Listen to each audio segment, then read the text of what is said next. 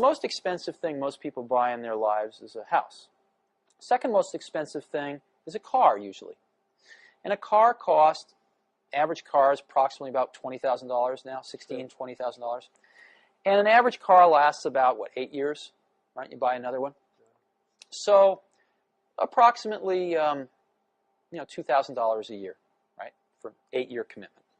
Your child goes to school, right, approximately 8 years in K through 8, right? Right. You don't like to switch schools. It's about an 8-year commitment. What does the state of California spend per pupil per year? I have no idea. In a public school? I have no idea. What they spend per year per pupil is about $4,400. Now, it turns out that when you go to buy a car, you have a lot of information available to you to make a choice, and you have a lot of choices. Oh, yeah. I mean, General Motors and Ford and Toyota and Chrysler and Nissan, they are advertising at me like crazy. I can't get through a day without seeing 5 car ads.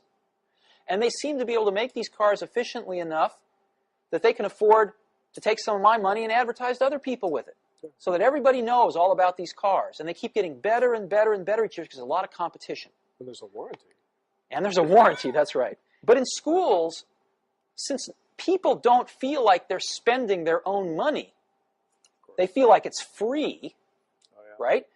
No one does any comparison shopping. Matter of fact, if you want to put your kid in a private school, you can't take the $4,400 a year out of the public school and use it. You have to come up with, $5,000 or $6,000 of your own, or even $4,400 of your own money. Sure. Or more. I believe very strongly that if the country gave each parent a voucher, a check for $4,400 that they could only spend at any accredited school, that several things would happen. Number one, schools would start marketing themselves like crazy to parents to get students.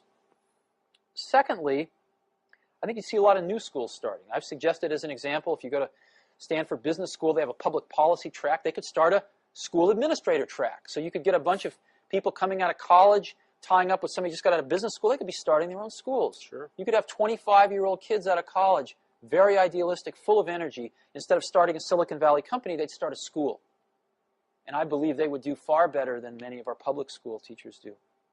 The third thing you'd see is I believe that you would see the quality of schools, again, just like in a competitive market, start to rise. Some schools would go broke. A lot of the public schools would go broke. There's no question about it. It would be rather painful for the first several years, but I think far less painful than the kids going through the system as it is right now.